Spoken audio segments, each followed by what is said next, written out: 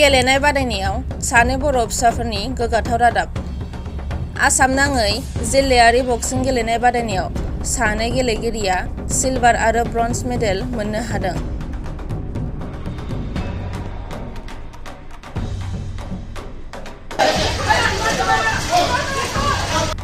नंगौ, थारैनो चिरां जिल्ला गेलेमु आफादनि नाजानायाव भारत-भुटान सिमनानि दादगारि हाथिसार ओनसोलनि खाग्राबारि गामिनि थागिबि बिकि बसुमतारीनि फिसाजो मिस समायना बसुमतारीया ब्रन्ज मेडेल मोननो हायो। लोगोसे आमथिखा गामिनि हाकिम बसुमतारीनि फिसाजो सुमिता बसुमतारीया सिलभार मेडेल मोननो हानाया ओनसोलनि थाखाय गोजोनथाव जाहोदों।